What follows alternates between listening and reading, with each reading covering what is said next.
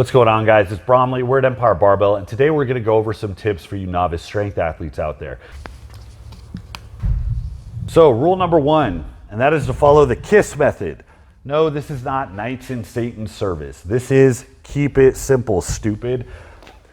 I already alluded to a bigger problem with novices is that they try to jump into more advanced, more specific methodologies sooner rather than later. I understand the need to look up to the best in the world, get a feel for what they do, and try to apply best practices to yourself. But when you're doing what one of the best deadlifters in the world does right now, you're ignoring the last 25 years of development that got him to that place to begin with. Guys that train a specific way at their most fully realized state did not train that way when they just started. They did not train that way a few years in. All right, so methods evolve to fit the lifter. You have to understand that that gap exists. So you want to stay away from methods that are convoluted, that are overly complex. It's one of the reasons I do not like West Side, especially for you new guys out there. You want to stay away from things that are hard to manage, where there's a high risk of error, right? Where you have to put too much decision making into it. You don't want to balance your training on the head of a pin, okay? You want something that follows very broad principles that is going to be predictable and reproducible over time, and that's always with the simplest types of methods. This is one of the reasons linear progressions work so well. For you guys that are new, I absolutely recommend gluing your ass to something like starting strength or the Grayskull LP or any one of the other linear progressions out there that are very simple, very methodical, and give you a lot of practice with the same lifts over time. That's going to be your best bet. Stay away from strength-specific stuff, especially the complex stuff. A lot of the complexity you see in the more advanced methods like Shiko, for example, have to do with meeting the needs of more advanced, more developed lifters, and they're things that you do not need to worry about. Right now, you need to increase your ceiling and you need to increase your practice with the main lifts. And that is going to be best suited with simple methods that give you a lot of touches over time and increase the load very methodically and evenly in that time. Number two, compound movements, okay? Compound movements are the bread and butter, not just because those are the movements that you're going to be tested in when you actually decide to compete, if you ever do, but they're also the developmental movements. They're the things that grow you in the first place. Powerlifting started in the 60s. The IFBB was founded in the 40s. Through the 40s and 50s, all of the movements people did in the gym were largely driven by physique culture. That had a much greater prevalence in pop culture than strength stuff did, because at the time, the only real competitive strength sport that existed was Olympic weightlifting. So when they finally got around to making powerlifting, they took movements that were historically developmental movements. These are the movements that grew you. The reason we glue ourselves to presses, rows, and squats is because those movements are fantastic for filling out your frame, building muscle, again, raising that ceiling, and we're looking for most bang for our buck. So by doing these movements and prioritizing those over a host of machine and cable work, not only will you grow muscle, but you'll do so in the context of learning technique, getting comfortable under the bar, building up your sense of how the bar moves and how you get tight and where you're strong. You got to find where the handle is. The more touches you get on the bar earlier on, the better. Now, trainees do need a broad amount of practice over different movements. So I do recommend using movement variations as accessory work, but the main movement should always be a staple. Your training should always revolve around a very simple, very developmentally oriented iteration of squatting, pressing, deadlifting, and rowing. Those are the things that are going to build you up the most. Most bang for your buck. Emphasize the compound movements. Number three, you need more reps, you need less maxing. Now there's a reason for this. Maxing falls into the category of strength-specific work, right? We already discussed this. You novices don't need to improve your nervous efficiency because that's going to happen automatically by virtue of raising your ceiling. Remember, some neurological development is a byproduct of broad foundational base training. The instinct of every novice is to go into the gym and lift as heavy as they can, as often as they can. And while that's not completely without value, it's not sustainable. In fact, as you get more advanced and you have to start paying attention to things like periodization, you have to realize that the most important blocks of your training are going to be the developmental ones that don't have anything to do with lifting as heavy as you can. It's not only going to keep you injury-free, but it's going to make sure that you grow more consistently and evenly over time. And it's going to make sure that you actually have the opportunity to build a technique foundation. Nobody has ever perfected their technique under maximal loads. That doesn't happen. You have to have weight that is heavy enough to keep you honest, but also light enough that you can maneuver and make adjustments as you need to find that tightest, most stable possible position. That only happens with lighter weight. The benefit of reps is just like how we emphasize compound movements to get more bang for our buck. When you're a novice, you need to emphasize reps to get more bang for your buck. There's a reason also that bodybuilders don't have to follow novice training templates. When you're oriented towards strength, we're talking about percentages. We're talking about moving amounts that are relative to what your upper limit is. Bodybuilders don't have to worry about that. And part of the reason is the mode of training that they do. When you are emphasizing higher rep sets of 8, 10, 15, whatever, the recovery gap between novice and advanced doesn't matter so much. You adapt as time goes on. You don't have to deload from bodybuilding. You don't have to take into account how strength specific you are. It's all about fatigue and muscle growth. So the more you emphasize reps, the bigger the margin of error you have in your programming. And that's a very powerful thing when you're just starting out. Okay, the more often that you lift heavy, the more likely you are to trip, the more likely you are to overtrain, to overreach, to cause injury, or to develop very, very bad habits that come as a byproduct of not spending time with lighter weights. Yes, this bleeds into our last point, but number 4, technique is priority number 1. It's not enough to just say, I'm gonna get technique from doing high reps. You have to be conscious of what good technique looks like, and you have to make sure you apply it to every set. I tell people constantly, your goal when you follow a strength-oriented program is to be a weightlifting robot. You should be a machine that is like a forklift. You're just dedicated to going up and coming down with the weight, and you do the same thing every time with 0 deviation.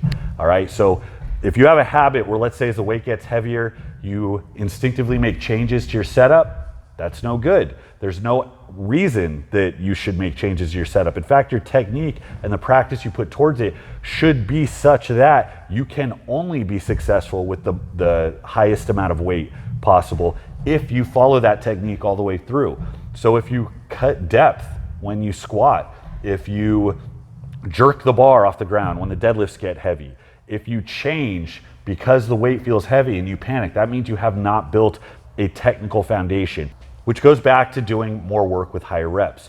Now, good technique is gonna be something that, yes, puts you in an optimal position for moving heavier poundages down the road. So you take into account your leverages, where you're tight, where you're advantaged. You know, you gotta take into account how you're built. But you also have to take into account what developmentally is gonna be the best for you. Because if you say, opt for a very tucked elbow, high arch bench press like I used to do, you're gonna find that you're gonna move a shit ton of weight. And you're gonna be able to operate at a very high level relative to your ceiling pretty much off the bat. That's the benefit of my T-Rex arms, right? Is I got this real short range of motion when I bench press. I did that for a few years in my teens, and you know what I found out? I didn't grow any muscle. I didn't look like I lifted. Do you know how embarrassing it is to be at a bar and somebody you know from the gym comes up with his buddy and says, do you believe this guy benches 400 pounds? And the guy looks you dead in the face and says, no way, all right? Getting big was not my primary goal, but for all the work you put into like getting a significant amount of strength, it'd be nice to get a little recognition for it. So I learned at that point that I wasn't growing enough. My bench technique, my upper body techniques were, yes, they were advantaging me towards more poundages in the short term, but I wasn't doing anything to raise my ceiling in the long term. So the developmental approach is huge. So one of the reasons a lot of the best benchers of all times weren't technique whores. They were bros that liked bench pressing, and they built a shit ton of mass because their training was oriented towards not just getting specifically stronger, but towards getting bigger over time. And that's where that ceiling comes up the highest. So pay attention to your technique, know the difference between being technically optimal for the platform and being developmentally optimal, because you want the intersection, because ideally you get good at how you train. If you can find one technique that meets both requirements, that's going to be your best bet. Number 5, you guys need to not go crazy with competitions. A lot of you guys get bit by the lifting bug, by the competition bug, and you just want to do a meet every freaking weekend. Now, it's great that you have that exuberance towards competing, but it doesn't do anything for you in the short term if you end up just bookending all of these meets every 2 months. The idea behind getting ready for a meet and doing a meet is that you have this period of training, you get better and better, you hit a peak so you can realize the ultimate conclusion of all that training, which is more strength. You show up, you compete, you set a PR, wash, rinse, repeat. When you are very new though, these peaks do not do a lot for you. The idea of a peak is accruing all this fatigue in your training, taking the fatigue away and letting yourself get this temporary point of ultimate realization of strength. We just covered that doesn't apply to you novice guys. which means if you're doing contest prep after contest prep, you're going to be interrupting the periods of base building that should be dominating what you're doing right now. Now with powerlifting, yeah, there's a little bit to be said about getting experience at meets, but I see powerlifting as being pretty low tech. By your second or third meet, you should have a pretty good handle on the pacing. You should, understand how to realize where you are on the flights, how to warm up, and how to pay attention to the judges while you lift. Now for strongman competitors, this is a little bit different, because when you're getting into strongman, there's such a variety of different events that you can actually get a lot of valuable learning out of competitions. But how you handle those competitions is very, very important. When you're doing a lot of competitions, say more than 2 a year, you're really not going to have any business peaking for each one. You actually can't peak for each one. So what guys tend to do is early on, they do a lot of competitions where they're not putting a lot on the line. They don't have a lot of expectations from it. They're not peaking specifically for that meet. It's almost looked at as a training day. That's perfectly okay. If you normally do your event trainings on Saturday, and instead of doing your event training, you signed up for a meet, I don't think there's anything wrong with that. But I've known guys that have gone crazy and done 6 contests over 6 weeks. That's dumb. So space it out. If you're getting more than 6 or 8 contests out a year, you're likely overdoing it. The more advanced you get, the more time you're going to take in between, and you're going to actually start hitting true peaks for those meets. But yes, strongman, there's a little more of a premium on getting more meet experience, because it's going to get you handling implements you would never have otherwise handled. And over a long period of time, you really need to know how to operate around all of these different pieces of equipment. So how you handle it though, that's important. Don't just get excited because you want to go get another novice trophy. Okay, nobody cares about your novice trophies. If you're doing it for experience and you're planning it that way, that's perfectly fine. So number 6, learn. You want to learn as much as you can. Talk to everybody, take in all the information, get a consensus of what all the guys out there do. The best coaches do, the best athletes do. But be skeptical. You're going to talk to a lot of different people that have a lot of different preferences and a lot of different peculiarities about what they emphasize and the way they train. Some things work specifically for them. Some things they have gotten good in spite of doing. There's a lot of people that do dumb shit, but they get good in spite of it. You're not going to find any one person that sells you the magic bean for getting good over a period of time. What we emphasize are principles, okay? A good friend of mine has a saying, methods are many, principles are few. As long as you're orienting your methods around sound principles, you're going to be okay. And you just have to massage these principles to kind of fit your schedule, fit your physiology, and that takes time. So no matter what you do, apply yourself to it, make it work for you. But learning is huge, okay? There's a lot of things you don't know, and there's a lot of things that you need to take in and absorb into your knowledge base. But that doesn't mean because you heard Brian Shaw does X, Y, or Z that you need to go implement that in your training the next day. Show me the best 10 athletes in the world. I'll show you 20 different ways that they've trained over the years to get good. That's just the way it is.